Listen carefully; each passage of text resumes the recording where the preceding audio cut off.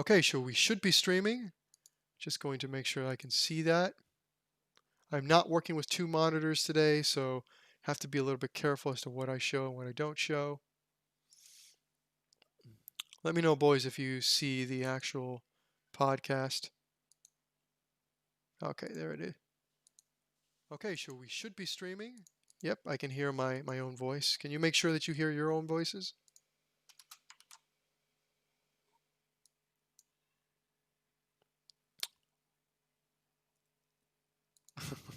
Yeah, that's kind of how these things tend to go. So, first off, welcome everybody. Happy 2021.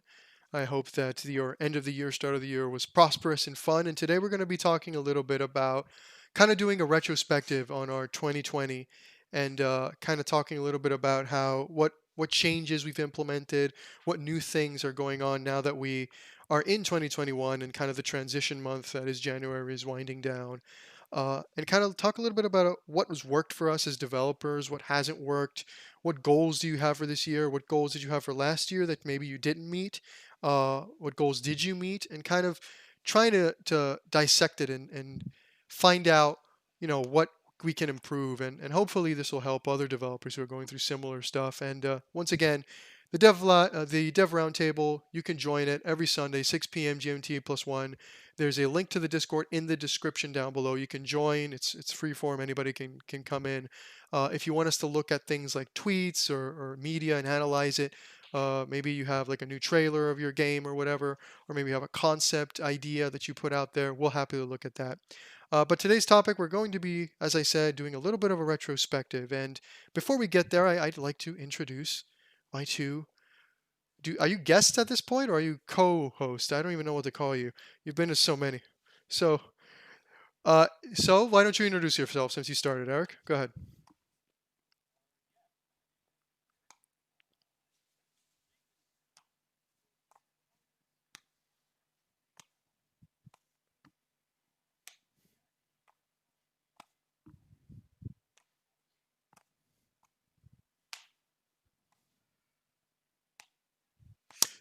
So, do you commission yourself just for art, or do you also commission yourself for music? That's a question I've never asked you after so many episodes.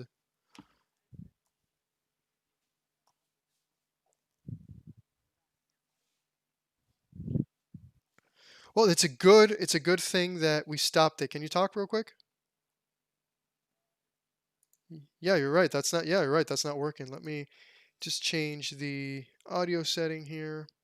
It's good that we caught that when we've only missed a couple of minutes. So, awkward start, but again, it's a wonderfully awkward year. So let's just start it out the same way. Um, so input device should be. Yep, this one's wrong. It should be. Until you gave one of us the ring, and then I Yeah, was gonna listen. yeah. So okay, I think you should be hearing yourselves now. Can you give that a try? Uh, yeah, I'll just talk real quick and wait So let's for do the the Yeah. So delay. you should. I see you're in OBS this time, so maybe you should probably be coming in. Again, professional podcast, clearly high high end quality, only the best of Okay, quality yeah, here. I can hear my voice. So do your introduction again. Tell the people. Great. So yeah, hopefully I can do this a little bit better this time. Yes, my name is Eric Faries. I am a freelance artist and musician. I mainly do a lot of cartoon styled things where I'll do pretty much any type of commission art, whether it's game art, character design, comic book art, web stuff, YouTube stuff, doesn't matter. I just like drawing fun cartoons. You had asked me earlier, they did hear that, Hmm. of whether I do commission for music, and that is not something that I have done really, except, but it is something that is on the table since I am a musician. I can compose completely, so that is something I do. Currently, no big projects or anything, just a lot of small commission stuff. So yeah, that's me. That is the life of an indie developer usually. And what about you? Who's the other person who is here with us? Hello, I'm Enogames. I'm developing at the time a cooking management game with RPG mechanics called The Toast Journey. Yeah, that's mostly about it. It's currently in the alpha stadium, so you can hop onto my Discord server. The link will be down below. Yeah. And yeah, and to grab your hands on the alpha.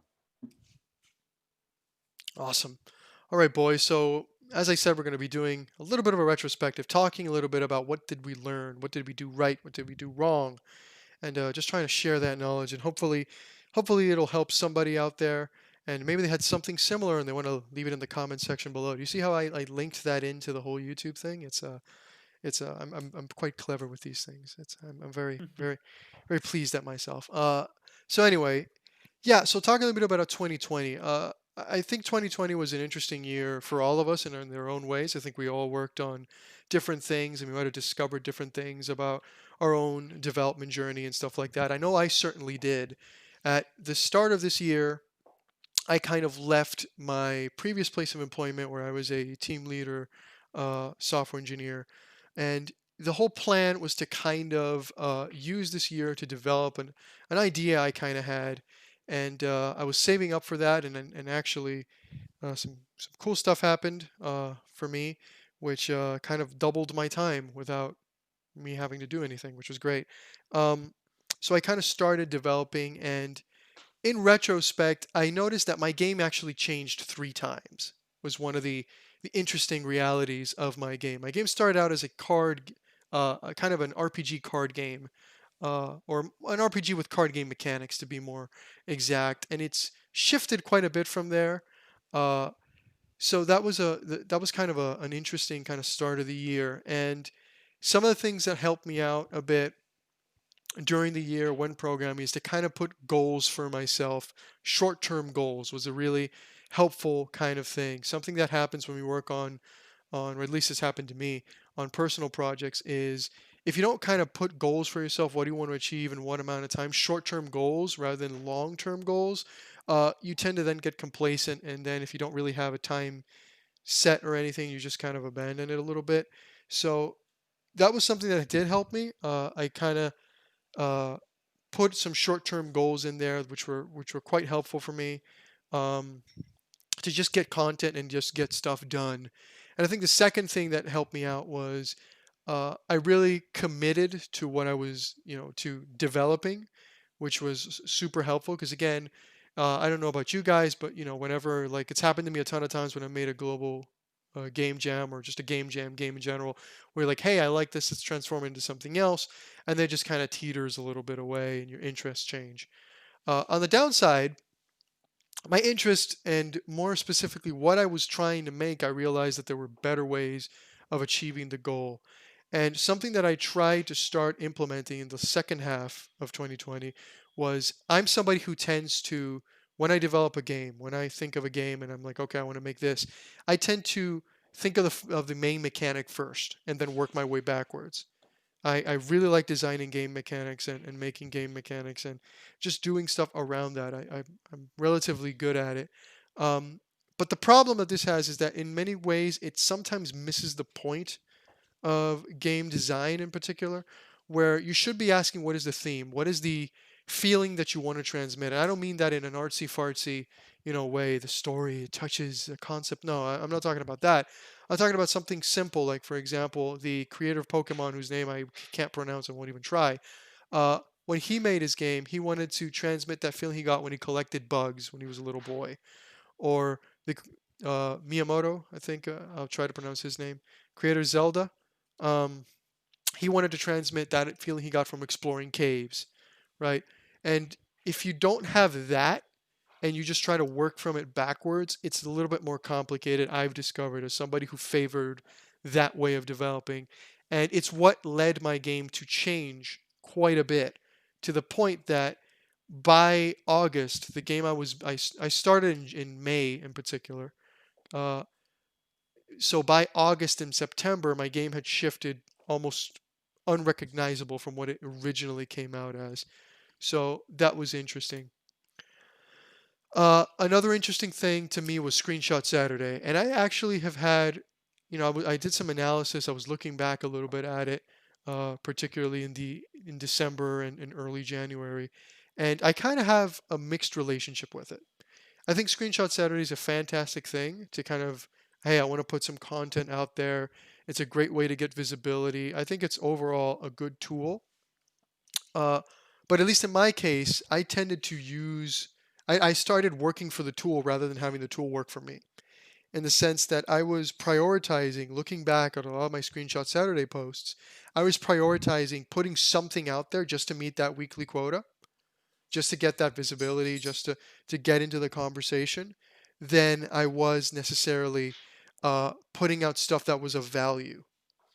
And what I mean by that, while a lot of the Screenshot Saturdays I did kind of put out content that was new and did work, it didn't necessarily transmit what my game was about. And in the end of the day, people will applaud you for working hard on a menu, but it won't really attract anybody. Which, if you're looking at it from a marketing and kind of a getting yourself out there point of view, you're missing kind of the mark. And at the same time, I was tailoring my sprints to the Screenshot Saturday. I was tailoring my sprints to, you know, 6 days of development, put something out there. And what tended to happen, which I've kind of realized during my working on my game this month, um, you have like a big bug that you need to fix, but you're like, well, that's not part of the objective, and you realize it on a Wednesday, but that's not the objective. And if I fix that bug, I'm gonna have nothing to put out this Saturday. So in my particular case, I'm not saying this is a general. I kind of started shifting into working for the Screenshot Saturday rather than having Screenshot Saturday work for me. So, and that's on me. That's not because it's never been the point that you have to put out something every Saturday. But I'm a very routine kind of person. I like kind of getting into certain routines. It helps me kind of get really a workflow up, and I kind of made that mistake. So I think that's a good introduction. Okay, I put some stuff out there. Um, let's hear some other people talk. So, would you like to say something, like continue the conversation about what I just said? Would you like to talk a little bit about yourself? Whatever you guys want to kind of input, this would be the time. You want to comment on what I said? You want to disagree with something? You want to add on? Or do you want to just talk about your own initial thoughts on your previous year? This would be the time to kind of jump in, boys. Like, hey, let's have what's considered a conversation. Exactly. I think I did a good enough intro so that we know kind of what we're talking about. So now let's make it a conversation rather than a speech. Yeah, really. I guess on my end, like 2020 was definitely a very odd year. Well, I'm sure a lot of us could probably say that. Yeah. But I guess like for me, it was just a lot of figuring out kind of what I was doing, what I wanted to do, that kind of crap. And I guess coming full circle terms to like what it really means to have like mental health issues and figuring out how big of a struggle that's gonna fucking be, even continuing into the future. Even like physical issues, because my back issue, like I mentioned off screen that I've been having uh, back issues right now. Like I literally threw my back out 2 days ago. Seems to be nerve pain issues, and it's not the first time this has happened. And so this time I made a conscious effort to talk to my therapist first, who gave me some nice little tips and stuff. And then hopefully tomorrow I'm gonna call my actual doctor and be like, hey, I think it's about time I figure out what the hell's wrong and what I can do to kind of help this. um, Productive wise, it was actually a decently productive year compared to previous years. Like I actually got commission work slightly more often than I used to do.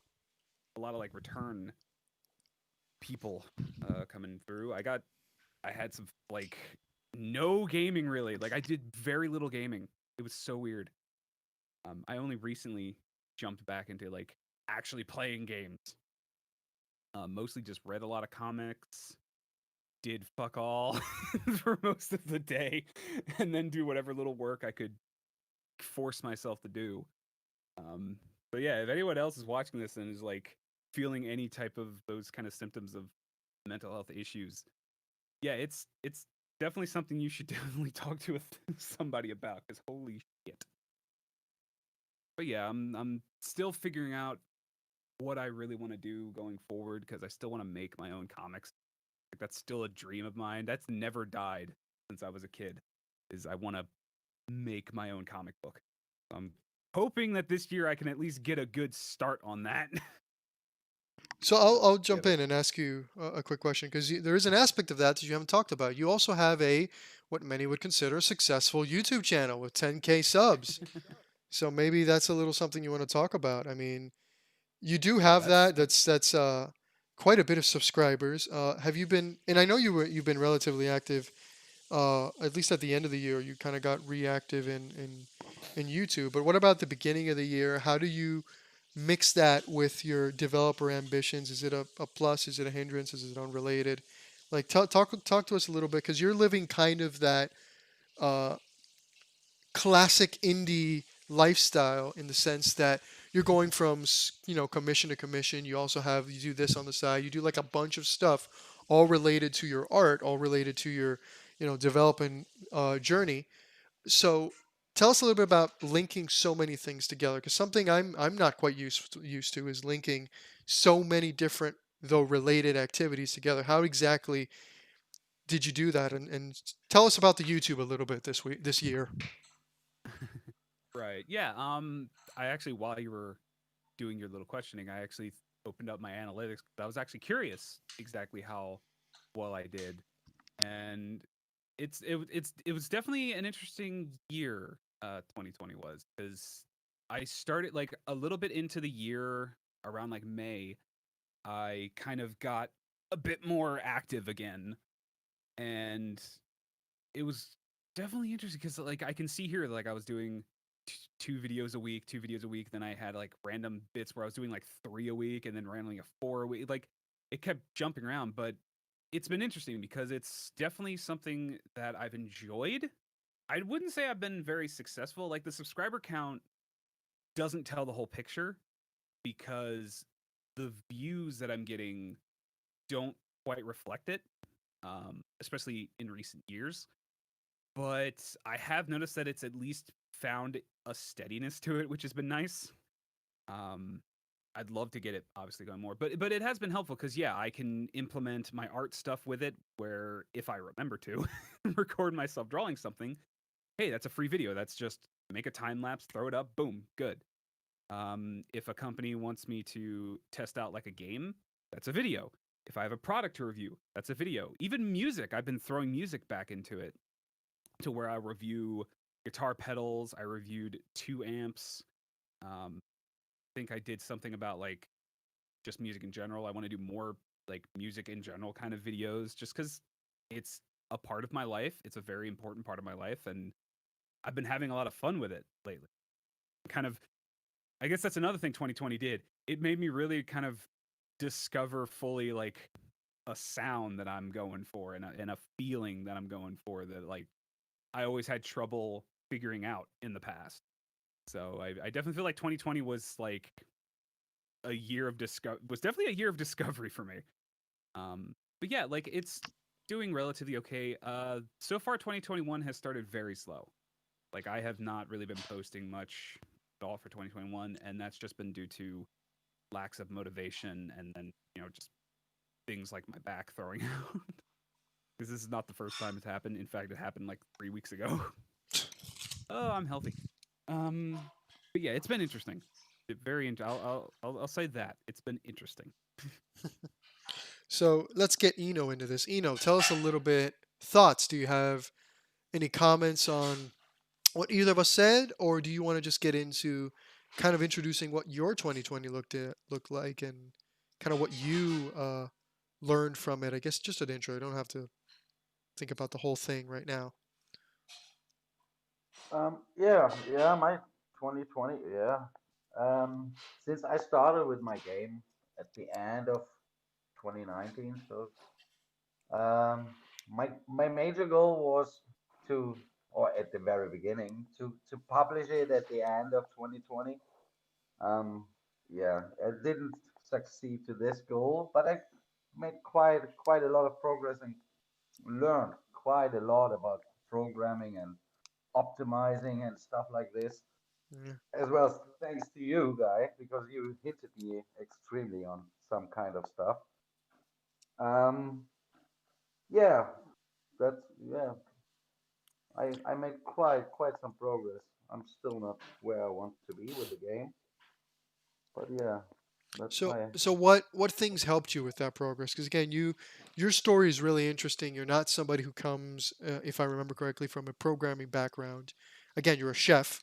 Um, so you've kind of decided I want to make a game, and you've jumped into it, which is extremely impressive right off the bat.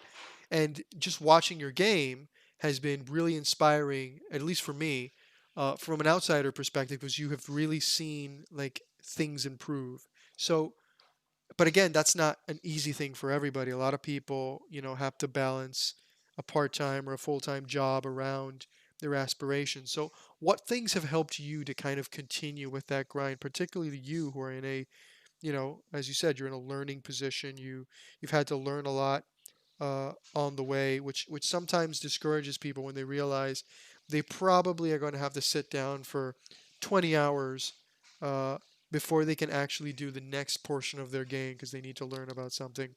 Uh, and that's when like workarounds start happening and then it doesn't quite work and things start to fall apart. But that hasn't been your case. So what things have helped you out kind of from a motivation perspective and practically? yeah. Motivation wise, what keeps me usually motivated if I see, but it's not on the programming side. It's regular on life. If I see something progressing and getting, even if in baby steps, I'm coming forward. This keeps me going. If I have a clear goal, and my clear goal is to to publish this game, not really to be successful, but to be able to say, hey, here's a game, and I made it myself from scratch, and this is something I could be proud of. And yeah, and to see myself that this system I implemented is working now, or this idea I had, oh, it's working exact the way that I wanted to. Some things don't work like you expect them, but yeah, this is what keeps me going. So to see that there's some kind of progress still, even if it's slowly. And So I talked a little bit about the daily routine. I want to get your guys' thoughts a little bit on this and maybe add on to it a little bit. In my case, I gave the example of Screenshot Saturday, which I think is a good place to, as any to start. There's more things I'd like to talk about, but let's start with that. And how, in my case, I was kind of tailoring everything, almost overthinking the marketing perspective and stuff like that. Have you guys gone through anything similar? Uh, Probably not with necessarily with Screenshot Saturday, but with something different. And how did you deal with it? What approach did you kind of decide to take? Because like in my case, I don't like from now on, I'm not going to put out random like, hey, I made this new feature into the game. From now on, I want to put out whenever I put out anything about my game, which I'm mostly going to be quiet for the next couple of months, probably. When I put something out for my game, I want it to be something kind of big that kind of does attract attention and that you can recycle it in the sense that you can put it out multiple times and kind of reuse it a little bit. Almost like if you were to make a trailer, you can put out the trailer multiple times because again, it's ready, it's content that people can watch and immediately attract interest. So I'm kind of going to go a little bit dark on my game for the time being. I've made some interesting advances just in this month alone, but I'm kind of going to start keeping it under wraps and kind of taking the opposite approach that I used to take. So I guess what are your thoughts on that? How do you guys personally, uh, in 2021, how are you guys going to personally, uh, kind of, handle this aspect of it? Are you guys just going to do the same you've done? What things do you think can improve? What's been working for you? Kind of jump in. You go Eric, first. I should go first. Okay, so Yeah, I No, went first it's last time. yeah, it's not a turn system. You can all just we got to get out of the yeah, turn no, mentality that we used to have. Um, no. with the whole Twitter um, stuff. So let's just it's a conversation, boys. Just try not to talk over each other is the only thing. So Right. um, yeah, I'm kind of staying the same like I did the last year, I would say, because this is as well what keeps me kind of going. Like you mentioned it. Um, to my goal for every week, my small goal is to have something to show off. If I don't have, I'm not beating myself up, and I don't post anything, or I make Mhm. a throwback or something like this. I did this a couple of times. Um, but yeah, just to keep my own consistency to and to force kind of myself to sit in the week at several times and to still Yeah, to do something about it, not to lose track of it, and yeah, and just to keep going. That's so. This is I've tried this year to post 52 times a screenshot Saturday at least. Anything, yeah. yeah. Your approach again. That was kind of the approach I was taking a little bit. It didn't really work out for me, or at least it doesn't. I think it also depends a little bit on the stage your game is in. Because like when you're working kind of on the your game and my game are in very different places right now. Yours is far more advanced. You've been working on it longer than me. Um, I think that when you get to kind of that point, the kind of the base core game is done, and now you're just adding on top of that. I think it's easier to put out the weekly stuff versus when you are like implementing brand new core functionality. Like if I think back, for example, when you were in the random dungeon generation era of your game, which we were actually already talking at that point. I don't remember, we weren't having YouTube podcasts, but we were having these kind of conversations right here on this very Discord. Uh, when you started out putting out the procedurally generated stuff, the particularly the basement, which is now kind of much more polished and refined. Uh, Mhm. the changes from week to week, if you looked at them individually, you probably didn't, you couldn't really figure out what the game was necessarily about just by looking at that, because you're just looking at a basement being generated, right? However, in your case, you the more you built on it, the more, and again, your story is very interesting to begin with. Like, here's this guy who said, "Oh, I'm a chef, but I want to make this game," and you're actually doing it and doing it well, which is a very important point there. Um, is also an interesting thing to look at. But more than that, I think to me, your posts, and it's unfair to kind of say this next part because it's obvious. The more time goes by, the more eyes you're going to attract. But I think your post got particularly interesting when kind of the basement and the, I guess, outside of it started to kind of come together, and what the game is and the spirit of it really became clear.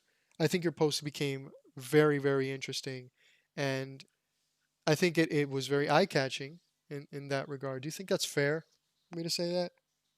Yeah, of course, because I got the same feedback from the post itself that at the very beginning, people were. I got my likes, but people were not really getting where this is heading to. And since I started with the kitchen, and they see Mm-hmm. how the cooking and the basement is bound together somehow, it's yeah, I get a better feedback, more feedback. Yeah, so you're completely right. Again, and it goes back to this being a visual medium, because in the end, there's a lot of code in my project that I'm really proud of. But the problem with code and the eternal issue of the programmer is that that doesn't always translate into something visual. So you might have worked Yeah, on something that you're really proud of. It's a system that's reusable, that makes sense, and all that, but you just can't show it. And I think that goes a little bit back to this is a visual medium, and this is something that you should be able to show people. This is what my game is, and yeah, I just it just you can't like not highlight the importance of the visual aspect rather than showcasing what to them looks like a small advance. Oh, you made a menu, but they have no idea like all the code that's behind that to make sure that in 6 months that menu is working and links well to other stuff that you've already made. So I think again, when you get into that kind of more visual part of game making, I'm going to say game design, but game making, I think that's the part when people uh, can really give you the honest feedback and honest opinions. Um, so yeah, Eric, what do you think about all that? As somebody I who, mean, I oh, go ahead. no, I mean, I was just gonna say, like, I definitely agree that it's, especially on those last notes, like, it's one of those things where, like, until a person who isn't a programmer can see a thing working, no matter what you say, it doesn't really mean much because they can't envision it if they don't know how coding works, really. Like, even if something as simple as having a menu that you can change a graphical setting or something. Like, people don't understand how much programming actually does go into simple things like that, or volume changes, basic stuff that we've seen in games for how long now. And people don't understand. It's like, that's, someone had to code that. You see it now, but before it became a visual thing that you could see, it was just a bunch of text. And then eventually someone said, all right, go, run, please work, don't break. Yeah, Same with like AI and stuff. yeah, I certainly agree with that. So what are you guys' goals for 2021? What do you guys want to achieve? Guess this would be a good place for you guys to put yourself on the spot. So in a year from now, we can look at this and go, "Wow, you were really off on that." So put yourselves on the spot right now. What are the things you want to achieve in 2021, both on a large scale and maybe some of the lesser unsung heroes kind of goals that we've had that we don't talk that much about, and you probably had them in 2020, and we'll also get to those in a minute. So what things do you want to achieve in 2021? Uh, I guess for me, like my main goals, my like, I said even earlier, like my one, I guess I'll call it a bigger goal just because, I never know when I'm actually going to freaking start it, is to start a comic series. Like at this point, I don't even care if it's like my main idea that I've had for a long time or if it's a subset idea that I've had. I just want to start and actually have a thing online, rather like, I even if it's just a web series. I just want something that I can say this is mine. I can work on it. It's some coming out of my brain on my own mostly. Let's And talk. for kind of more of a, Go ahead. I don't know if I would say short or long term, I definitely want to improve my health because this back situation is getting old really quick. So I definitely want to work on like my core muscle strength and get that work. Everything else is just kind of your basics of, I want to be more financially stable. I want to be able to get more commission jobs. I consider those kind of the every year thing that everyone wants to do. Uh, but I guess the more personal ones are Yeah, definitely my yeah. health and art. I really do. Yeah, everybody kind of has the basic. I want to make more money. I want to do this. I want to be more successful, kind of goals. But I think it's kind of like how you said it. What are the things that you are intend to do to get to those places? If those are if you have those generic goals, what are the immediate changes you're going to make? So I'm gonna put you on the spot. I'm gonna ask you. You say you want to make this kind of web series. Making a website and uploading images and stuff to it is easier than it's ever been. In fact, it can even be free. Like I know Weebly back in the day used to do that. I don't know if they still exist. I think Wix even has some kind of temporary stuff, or just straight up WordPress. Um, Even that's become simplified. So what are you going to do, or what goals can you think of? And if you haven't thought of them, we can think of them right now for you. Um, what things are you going to do to achieve that goal? You want to make this web series. You want to make this comic book. You have ideas. I know you have because we've discussed them a bit offline. You have ideas. You have interests. You have the skill, which to me is the hardest part. I had a friend of mine from a while back.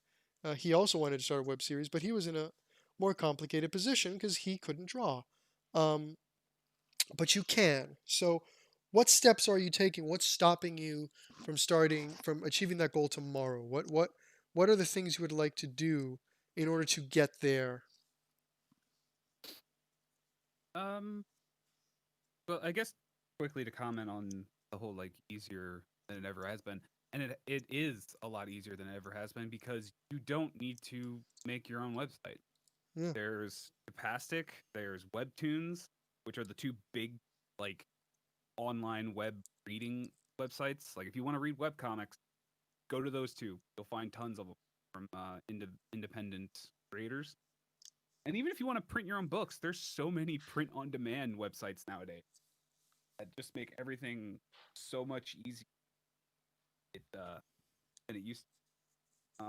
I guess like stepwise, like the thing that's kind of holding me back right now.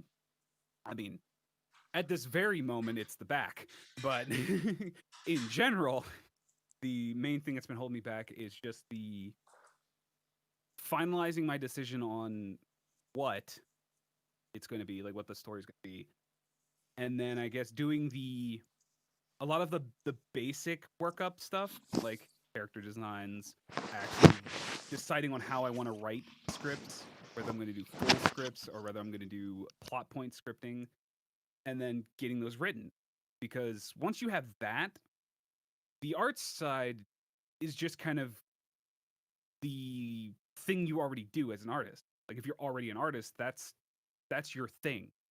Like obviously I need to worry about perspective and proportional things, facial expressions, the angles, camera stuff. Like that, that's an obvious thing that I got to worry about, but that's one of those things that I don't mind making it up as I go and then just like grabbing a comic book and saying, oh, there's a panel I really like. Let me kind of try to match that kind of composition or something. Like that part comes from not just experience but also referencing.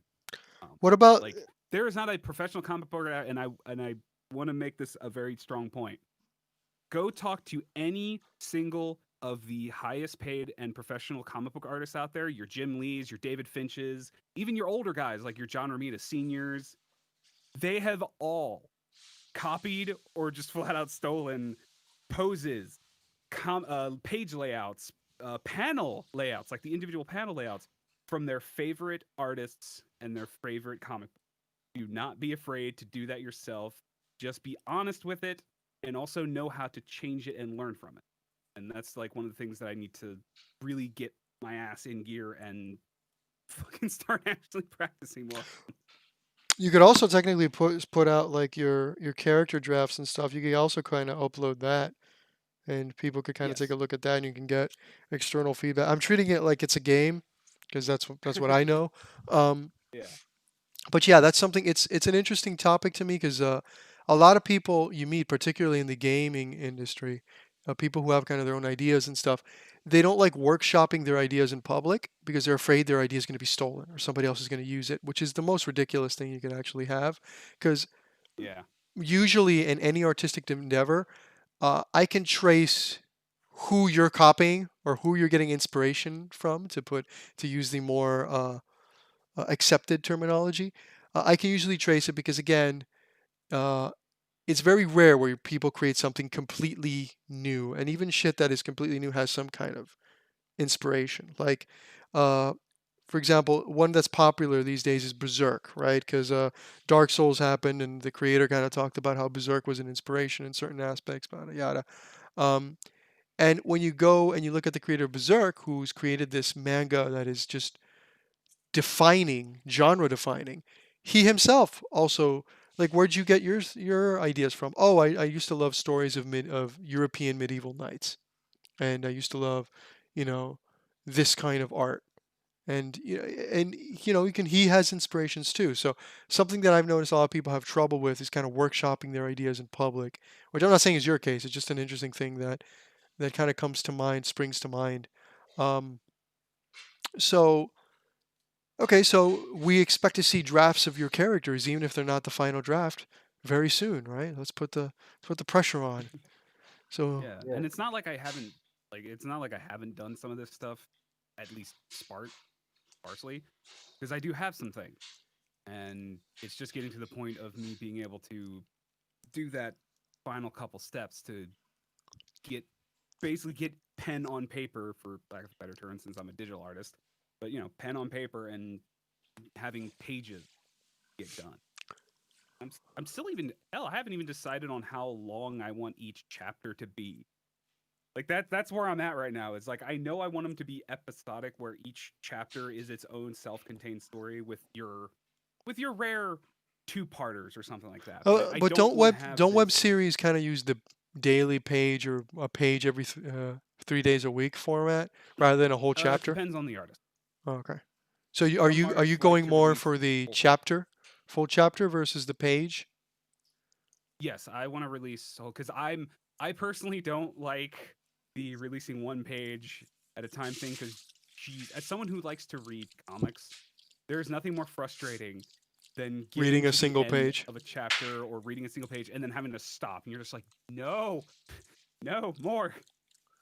So I'm definitely that kind of person. So even if I do shorter chapters, I want them to at least be more than a page, unless it's specifically a one-page gag comic where it's a complete story. Model to adopt. It is, because unless you have a team of people to help you do a lot of things, or unless you've already pre-made a lot of pages, and then have your like, oh, once you get to this chapter, well, now we're going to take a hiatus for this long. And that hiatus isn't because the guy's taking a break; it's because he's working on the next few chapters. So So yeah, I'm that's still deciding on that. that's interesting. So I guess when we do our quarter in review in April, I'll grill your ass regarding what have you put out. So By there you go. April, I'll have at least most of the characters completely designed. But they got to be out. I got to be able to see them. That's an important Yep. important aspect of this. What about yourself? What are your goals? At least some of them for 2021. Have you kind of had that look in the mirror, kind of honest moment where you decide, okay, this is what I want to do. This is what I don't want to do. Have you had that moment yet? Have you decided what your goals are for 2021? Are they still kind of still general? What's happening in your head? Yeah, so my main goal is the same like last year to finish this game and publish it. This is the first and yeah, and the major goal. I I was going to say April, like end of last year. I said it would be going around April, but I think we If you already learned done anything end of from me, July. stop putting dates on it. No, no, no, no. I just I never put a date really publicly on it. I think we just discussed it end of last year someday that I wanted to go around April. Um, yeah, but I already see this is not really happening. So yeah, this is my first major goal, and then I'm gonna see. Then I'm gonna see. I'm open-minded what's coming next. Then first Ominous. no, this is one of my things how I usually tackle things. If I start one, I don't want to get into right now starting a second game or third game, which I see from some people, and I think, oh, isn't that too much? Um, I myself, I always say, okay, take one step after another. If this one step is done, then you can think about the next one. So That's a wise approach. yeah, nobody knows what the future brings. You know, this is nobody knows what's coming next, what's around the corner. That's a nice way to think of things. So I guess in my regard, I'm going to, as I said, take the opposite approach that I've been taking until now. I'm not going to be showing every little thing about the game, not going to be showing every little change, not going to be, oh, it's this, and then in 2 months changing it a little bit. I'm kind of going to go a little bit dark on it. And which means my objective is also going to be very general and very mysterious, which creates intrigue, huh? It's going to be to show something. I'm not going to even say what. Show something regarding this game by the end of the quarter. What does that mean? Is it just a screenshot? Is it you know, a small little video? Is it whatever? Not going to commit to any of that, but I'm going to show something regarding this game.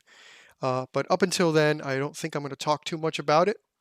I'm just going to keep working on it, as well as other projects that I've already either started or workshopped. I'm not going to talk too much about them. I kind of want to take a little bit more of a, when I have something to report, I'll report it approach. That's kind of my first objective. Um, which has kind of allowed me, from a developer perspective, to kind of go back to kind of how I used to like to develop. Because again, I'm very routine. I'm very schedule wise. Everything I do, I tend to schedule it rather harshly, which in game development, particularly in design, doesn't work too well. You can certainly create a good sprint to program a system, but when you're making a game, sometimes you got to take a little bit more time on workshopping an idea, or something doesn't fit, or visualizing it a little bit more. Um, so again, it's allowed me to kind of now, with my game, kind of, oh, there was this big bug, for example, that I was kind of putting off because you don't see it in the gifs or the videos, because you're only looking at the other stuff, but it's there, and I know it's there, and I'm kind of putting it off. I was able to fix it this week, and I was really happy with that. And that's kind of how I'm going to go. I'm still going to have goals, short-term goals. My sprints are now 2 weeks rather than 1 week, I will say, mostly because of the, daytime job and stuff like that. Um, but I do have short-term goals. I'm just not going to make those. I'm not tailoring those short-term goals into something I have to necessarily show. So that's particularly working for me. I'm very pleased with my January results personally, and that's going to be kind of the initial point of my first quarter, and I'm going to see how that works. And then, in April, if absolutely nothing has changed, and even internally I'm unhappy, then we can talk a little bit about it and grill it a little bit. Uh, but yeah, so that's kind of my initial goals from that perspective. Thoughts?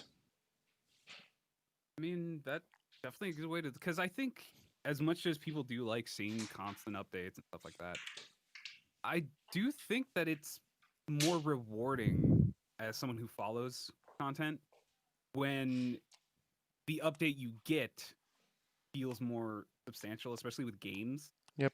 because you could post an update every day, and yes, you will be showing progress. But depending on what the progress was, you might not be able to really convey There's also that target you changed audiences. something. Like they Yeah, like the updates you might be posting every day for a month might be interesting and attractive to developers, but it might not yeah, be interesting to gamers, who, in the end of it, that's the objective. I mean, even if you are making a very niche game and you're making the game you want to make and whatever, if nobody likes it, if not even a single person is interested in it, you've wasted your time. And yep, some people would yell at me and say, no, you create the art for art's sake, and you only do it for yourself. And that's all fine and dandy, and it's all, real nice and whatever. But the other point of art is to having people see it. It doesn't have to be a lot of people. It doesn't have to be hundreds or thousands or millions. Uh, but somebody's got to see it, understand it, and get something out of it, positive or negative. Otherwise, you've kind of missed the point, in my opinion. yeah, pretty much. Oh, interesting. Yeah, a lot of people get pissed off when I say that. So, good to know that everybody here is fine with that.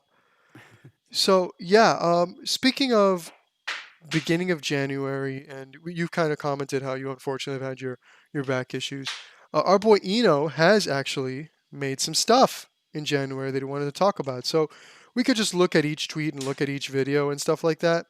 But I'm kind of interested because there's four of them here. I want you to tell us a little bit of a story. What's your January looked at like from a game perspective? What have you done? And these four links will be in the description. Everybody can go look at it. And I'll pop a couple of those videos while you talk. But what what has been kind of the story of your 2020?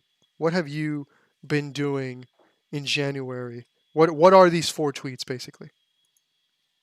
Um, yeah, I polished up a little bit the cooking cooking visuals mostly, yes, and integrated the oven properly.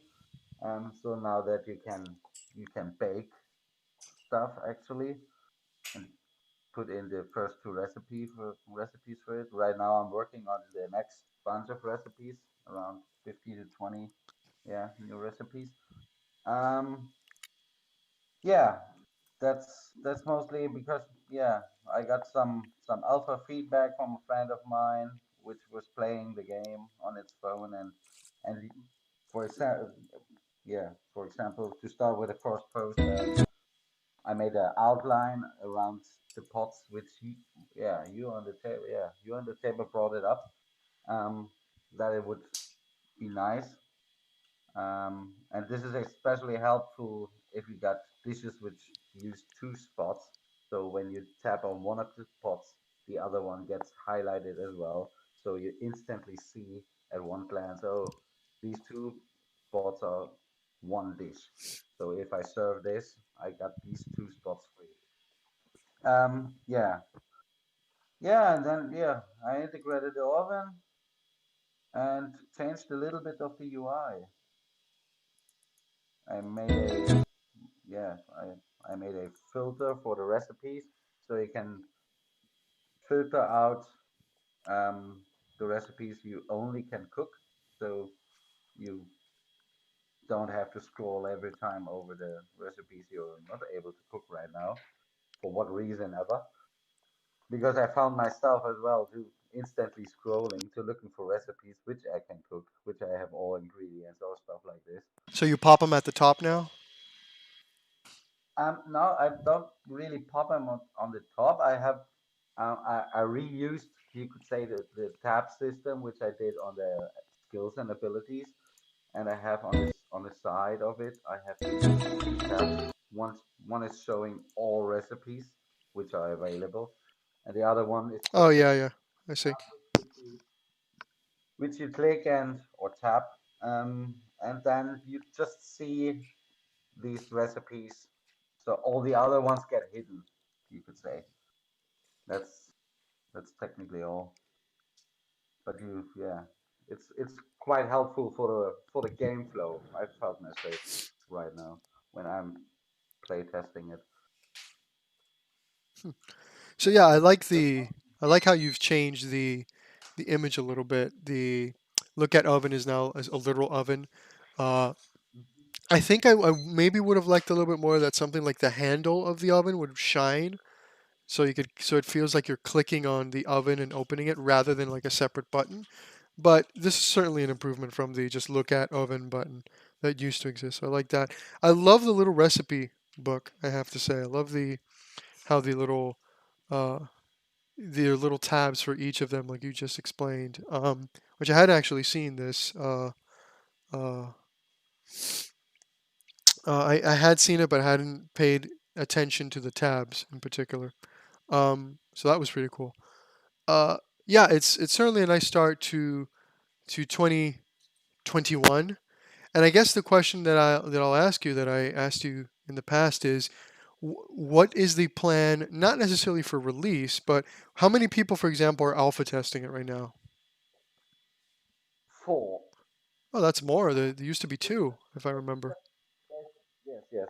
Right now I got four because I started to have it on test flight on the iOS as well. Hmm. Um, I treated myself last year with a developer's account Nice. for the iPhone because to mostly to widen my target in the end and not to just publish on the Android. Um, yeah, so I'm not now up to four. It still could be more, but by expecting if I go someday into beta phase and into a public beta phase, they will come more. But So first, I need to get all the mechanics done and everything working fluently, and before I start with it. there's something you've done that I've always found interesting is that you kind of have like a monthly recap video that you don't necessarily do like the one for November immediately at the start of December, but you do them in due time, kind of recapping what you did in each month. I always found that interesting. Uh, Maybe it would be time to kind of do a video showing the entirety of the flow because I think you've been on the kitchen in particular for the past 4 months almost. It feels like it's been a long time since I'm seeing the basement is what I'm getting at. So it'd be cool to kind of start seeing more. footage of the whole thing and how the whole thing interacts, because it's gotten to a point where the kitchen is so irrecognizable from back when we were talking about the basement when you first came out of the basement. Hmm. And I that I don't even think that I've seen a video of going into the basement and farming the materials with a lot of the new recipes. In fact, I think that the last time we saw that, there weren't any recipes. I think it was just one like basic, material. I think you could get like tomatoes and stuff like that, which were also battle items. But I think a lot of these recipes didn't exist. It'd be really cool to kind of see the contrast in between the, in the past where it was just okay, you're just going in for some ingredients and stuff, and now that there's like complex recipes and there's just more content to give you meaning into going in the dungeon. Maybe it'd be cool to see that in the future. So you mean like a little bit like a gameplay Yeah, like a video little with bit of a gameplay, even if it's just like 5 minutes, something kind of seeing now versus because you've done this, you've done as much in the past, but it was a long while ago. And I think that footage no longer accurately represents the experience. And now that you have the actual waiting for things to cook, you have the little stove top, the four little stove tops, and kind of waiting for them to cook. You have the buying ingredients. You now have the basement, which I call the dungeon interchangeably. So that's what I mean. It'd be cool to kind of see a small gameplay, again, 5 maybe 10 minutes of the whole thing working together, just to kind of get more of the feel of it, because I think the game has gone so advanced from where it used to be back when I remember we were having these conversations with Crawly. Uh, that I think it'd be cool for people to kind of see the whole thing and how it works nowadays. Because like a lot of complexity and depth has been added that didn't exist. There wasn't a skill system. There wasn't recipes. There wasn't an oven. There wasn't timed cooking. There wasn't any of that. So it'd be cool to kind of see a simulation because you're at a point where you can see what the game is now, which is why your screenshot Saturdays, in my opinion, work so well in contrast to mine that don't work as well. Because you're at a point where the game it's there, it exists. You're just adding now kind of content onto it. content. Yeah, Some little mechanics will come still. yeah, So talked about the different kinds of ovens which you can yeah, pick. yeah, yeah. This is what's still missing mostly, but and then it's But the just the idea of the content. game now is clear. Like it's very clear what the game flow is now. So it'd be cool to maybe see that. Maybe a small, yeah, You can play the full game loop, and this is yeah, what my friend is doing right now. yep, yep, So he's up to I think level 30 with its character. yeah. So yeah, he's doing all the including the cooking and yeah, Yeah, so and maybe it's like a looking YouTube video of showing kind of that like journey from level 1 to level 2, rather than not obviously the 30 levels that your friend is acquired, but maybe just the level from level 1 to level 2 would probably increase the alpha testers on one hand, and would also kind of really cement uh, it would really take you to the next level, in my opinion, because you're already there. I just don't know if it's been necessarily communicated. At the same time, I've been relatively inactive on Twitter. I've only recently gotten back into it and looked at your stuff and looked a bit at Crawley's tweets and stuff like that. So I might be off, but it kind of does feel like that. Like there's been so much work that I think that if we look at a full loop from the past versus a full loop now, from like for example, remember when we tested your game? Uh, we tested the demo. We all talked about it. Um, I think that game has nothing to do with this game at this point, in the sense that that game is a shell compared to what this now is, and maybe that would also, when you do that kind of gameplay loop and show it to the world, it would also get you some feedback, which allows you to maybe tinker those extra mechanics that are still missing, those extra features. Just an idea. yeah, that's actually a great idea. I will record the next couple of times I'm playtesting. I'm just gonna record on my phone. Our objective before this quarter is over is to get you 10 alpha testers. Got to get to 10. That's the key objective. That would And be nice. and And since your objectives Also, are I hard, and since your objectives that you've expressed right now are hard to call you out on, and that is now your official objective. So I can call you out on it in April. So there you go. There you go. You now gotta, you put the pressure on me. yeah, I put the pressure on you. Notice I'm a jerk. I put pressure on both of you, but mine is very ambiguous. There's been no Yes, pressure on yes. my end. This See, friends got to be and smart artists, about it. you guys have to deliver. Hmm.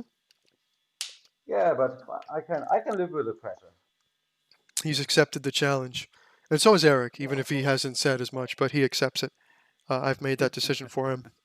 Um, so yeah, boys. I mean, so we got some goals. We know our failures from the previous year. We know the things that we've done well from the previous year. Let's talk kind of now to wind down the stream. What are some things you've seen externally? Don't mention names, but some things you've seen. Again, we all live in developer and artist communities. We see what other people do consistently.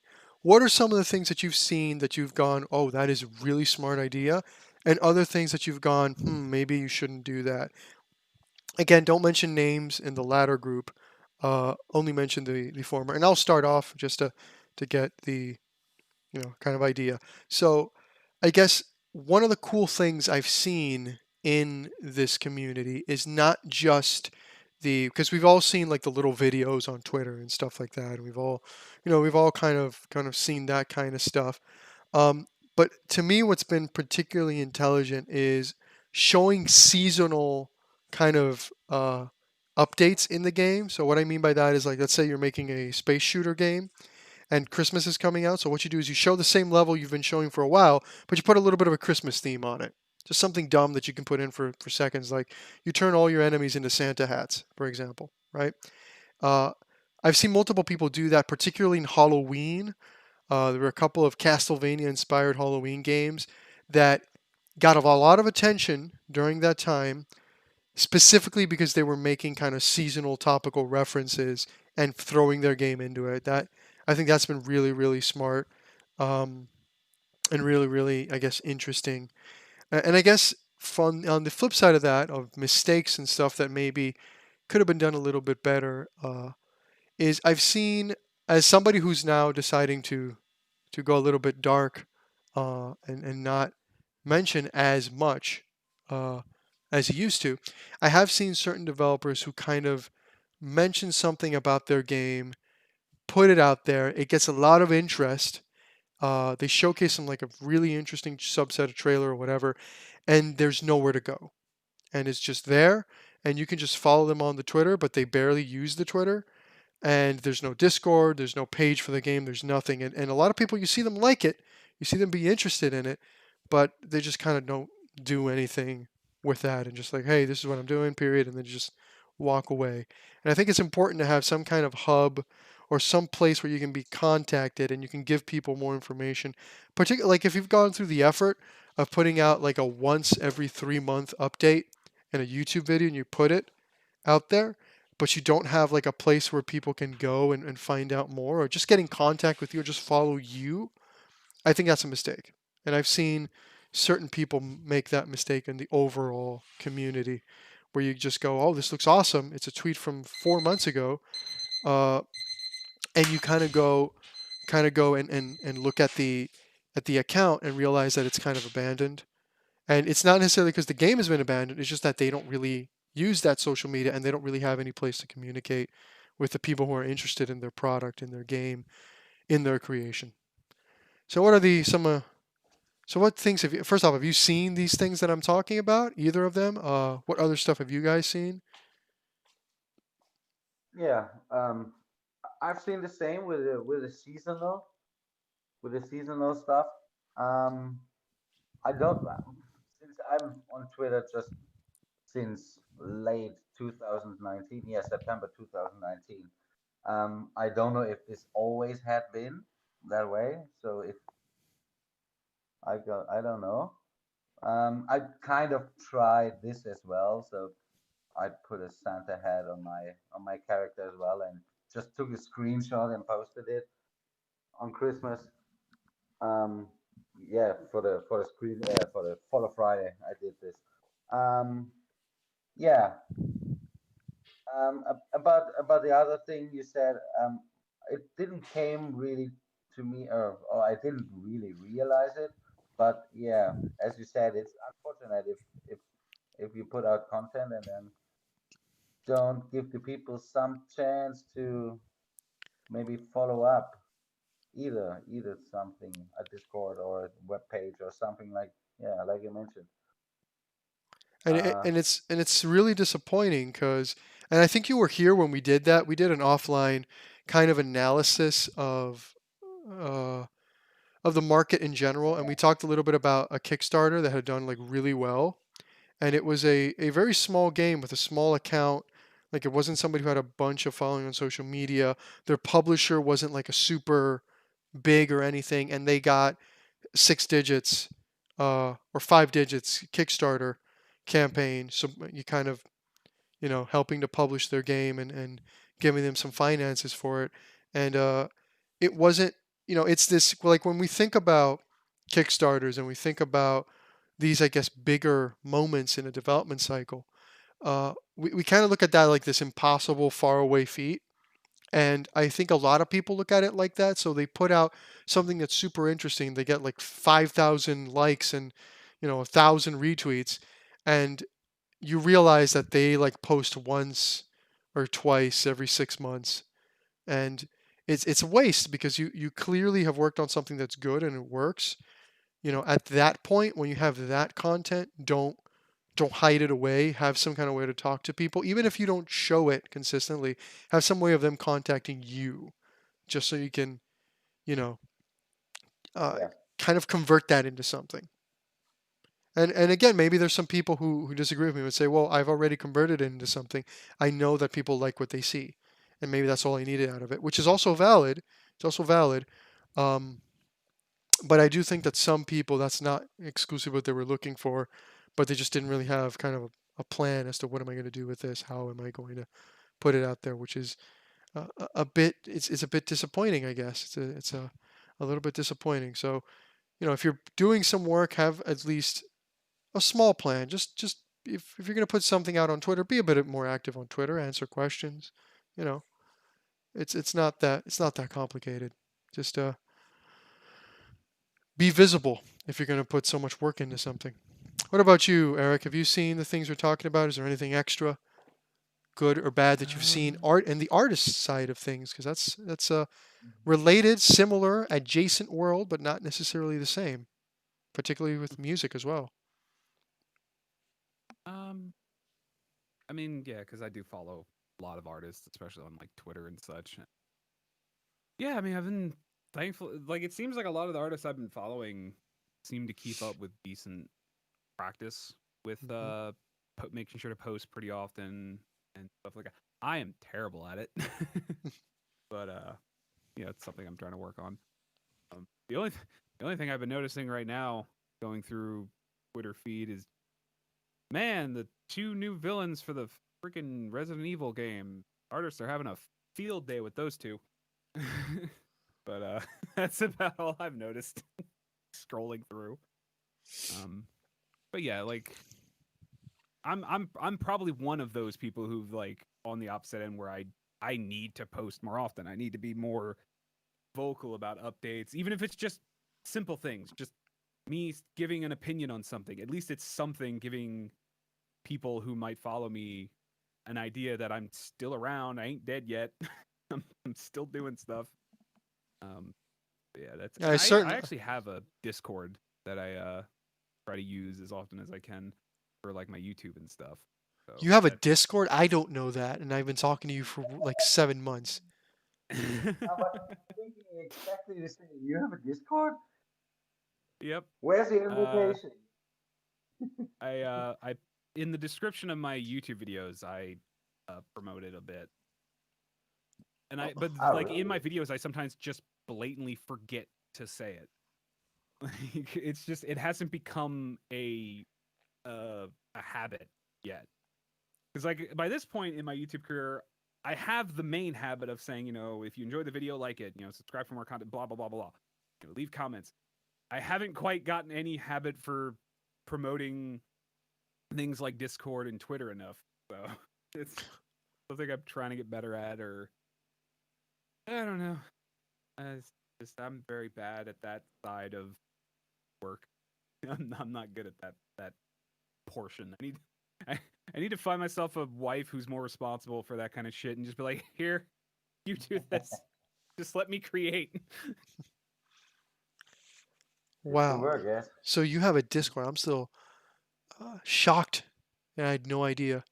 Um, but anyway, and speaking of Discords and stuff, because we talked a lot about Twitter and Discord and a little bit about YouTube, something that I've been kind of interested in, and maybe this is kind of a good way to finish the podcast because it might be a good topic for its own episode. But something I've been very interested in looking at has been kind of the what's next in the world of social media, because we've gotten it's kind of to me parallels a little bit the BR right now, the battle royale kind of mentality that's kind of winding down. It's kind of people are now kind of sick of it. Like, what's next?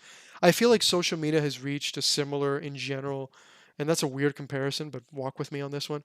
Uh, it's reached kind of a similar point because I don't want to. I am not interested in all of the surrounding part of this conversation, but it's true that social media has kind of become a little bit more restricted. It's not somewhere you can shitpost, for example, just for giggles and laugh as much anymore. And it's certainly become more not just ban happy, because that's the easy conversation about censorship that I'm not interested in right now, but that isn't a real issue. But more regarding just visibility has become much more complicated than it's ever been. It's kind of like we're more connected, we have more ways of reaching out, yet it's also much more complicated to become. For example, YouTube visibility is a nightmare these days, Oh yeah. particularly starting out. And even if you aren't starting out, like if you have a subscriber base and you have a viewer base, like if you lapse even a little bit, the algorithm will get mad at you and just throw you into I am purgatory. I Uh, am fully aware. and I am painfully aware. and other social medias have become just kind of cesspools of like I've slowly, we've talked about this offline. I don't want to get too much into it, but I've slowly noticed how certain aspects that used to be fun about social media, like certain visibility of certain things, had just kind of been pushed away in favor of others. Like, everybody likes to talk about the certain disease these days, and like the majority of social media is dominated by that. Um, which makes things like I'm interested in seeing like new gamers or new games or new indie projects. You have to now kind of explicitly search for it rather than it just used to be recommended. You used to just see it. And it's almost like we're more connected and at the same time less. And when you then look at, well, if you don't like the mainstream, go for the alternatives. Well, I mean, certain alternatives have popped up and they've kind of quickly been shut down, and it's gotten to a point where it feels very much like the BR situation, which is why I put that example. Yes, it's a mainstream. Yeah, everybody kind of likes at least one of them, but it's also gotten a bit stagnant. It's also gotten to the point that it's like either this genre is just going to have a huge revolution of it, or it's just going to fall off, and we're going to see a new genre. That's kind of my feelings on social media right now. So what do you guys think of that? Does that make sense? Is that just completely nonsensical from I me? So mean, what are your honestly, thoughts? it's just like anything really with our society, especially as the years have gone on, is you have that like wave of this new thing hitting. It Hmm. starts becoming popular, it starts becoming more available, and it eventually does reach kind of its peak, and then it just becomes kind of what I would consider a standard, where you're no longer think of it as this new shiny thing. It's just a thing you use, like texting on a phone, like you're texting a friend. That used to be fucking amazing. You used to have to call your friends. Now it's just like, oh, I can just send them the word Hmm. hi, and that's it, and they'll just say hi back or something like that. You don't have to actually talk to them, voice to voice anymore if you don't want to. Social media, I feel, has become that. It's just a part of our lives that we don't necessarily think about as often as newer things that get thrown at us. Well, I Um, certainly agree with that, and I agree with the standardization that social media is now here to stay. It's a part. in a basic part of our lives almost as much as electricity or the internet is. But what I mean is not Yeah, that it's I kind do of get part not, of it. yeah, not that What it's you mean? this shiny new toy aspect, which that's obviously some point going to leave. It's just that it's become a standard, but it's also become reduced in its standardization. It's kind of, Yeah. lost not the luster, but just, with new rules and, subreddits disappearing because now all of a sudden they break certain rules, or Discord It's more servers heavily disappearing. governed. Yeah, it stopped. It doesn't feel like it's the internet's anymore. It almost feels like a government entity almost, and maybe not a government, a corporate entity to be more exact, which it Yeah. is, to be fair. Yeah, and that Uh, that is the problem is when these things become popular, they get bought up by bigger companies yeah, who need to like worry about their PR more often, and so they get more it's a heavily similar story to not Blizzard. necessarily sense. It's a similar story to Blizzard Yeah, and how yeah, they kind of, because again, it's not that it becomes popular equals bad, because Diablo 2 was very popular, Warcraft 3 was stupid popular, World of Warcraft was stupid popular. It's just that as time goes by, it becomes more about the shareholders than the consumers. And I think social media has yeah, now gotten to that point. It's not about us anymore. It's about their daily stock exchange of Twitter. It's about, what new rule Facebook can put into WhatsApp and hide away in the terms of service that you have to accept to keep using so they can then sell in the future. It's yep, it's gotten to a point where it's now become it's a necessity for society, which is why when people say like, "Oh, if you don't like it, go build your own social media," that's like saying go build your own power grid. That doesn't make sense.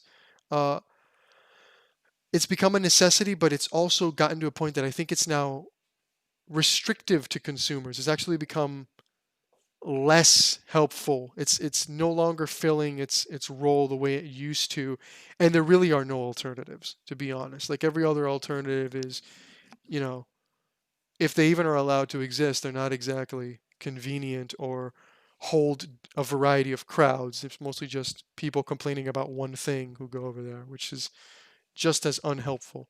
So, yeah, what do you guys think about? And again, this is a good closing topic because it opens an entire topic of conversation. Um, yeah. but You what do know, you you know guys what it think? kind of Yeah. reminds me of, Hmm. like in kind of a sense, it reminds me of what I feel like is a paradox with opening or widening highway roads. They think, oh, if we add more roads, if we widen them, there'll be less traffic jams. And Hmm. then what happens? They become jammed because if you give people more room, they're just gonna fill it up anyway. Yeah. Like there's no solution if you don't change the fundamental problem. Yep. But I think social media has kind of had that similar, not the exact, if you were like not one to one comparison, but like a similar kind of thing where it's like, oh, here's a new place you can go and complain about whatever you wanted to complain about. Well, it's like, what's to say that's not going to end up becoming just like Twitter in a few years? I think it's also Like, become. I think it's also the us. I think it's also the audience. I remember oh 4 or yeah, for 5 sure. years ago. I remember jumping into like maybe not. Maybe Discord. Discord was still around. Yeah, it was still around 4 or 5 years ago. Um, Yeah, I it was. remember jumping into Discords and even Google Hangouts and people who had like there's a bunch of like people who had like YouTube channels that were live streaming conversations just like this one, and you would find them where there's like 20 people watching and you could just jump in and there was like a lot more willingness to just straight up communicate. Now I've Yeah, noticed that that's kind of gone down. Like it's very rare that I see a VC with people unless it's like one of those big discords from either a big YouTuber or a company or something, and oh yeah, then they have like 3 or 4 people talking on VC. But it's gotten weird. It's almost like people are afraid to talk. Uh, but yeah, this I is mean, yeah. Go ahead. well, I was just gonna say, like, kind of reinforcing the point you're making. I remember back in the days when I was on either Ventrilo Back and in then my Raid days. and Discord, like you would just jump in a voice chat. Like there was just people already there, and you were just like, oh, I just feel like talking to some, some of my. I see a couple of my friends there, but I also see people I don't know. You would still just jump in there and say, hey, what's up? Wait, what are you guys doing? There was no. You didn't need a reason to jump in. You were just like, I just feel like talking. Hi, You're what's up? showing our age with that Ventrilo reference, but yeah, um, Hey, I turned 30 last month, so I am showing my age. So, what about you? I mean, anything to add to this? I know this is kind of a completely out of left field. We went from rounding up our 2020 and 2021 to talking about social media. The point why I Just was making starting a this, whole nother conversation. the point why I was bringing this up is one of my goals for 2021 was to kind of find a new, I guess, corner of the internet I haven't seen, which is kind of difficult these days. Uh, that is more focused towards the things I'm interested in, because I don't think that Twitter is that place anymore. I don't know if Discord in general as a platform is that place anymore. I want to find new places where I can not just reach potential consumers, but also like-minded people who are just interested in having a straight-up conversation about their dev journey and what they learned. And hey, this worked for me. This worked for the, okay, cool. Kind of have that moment. So that's something I want to do in 2020. I want to find a place that I haven't seen before or that I haven't given a chance before, and hopefully find some of that aspect that I feel is missing in social media. Uh, so yeah, what are your thoughts on that, Eno? Putting you on the spot now.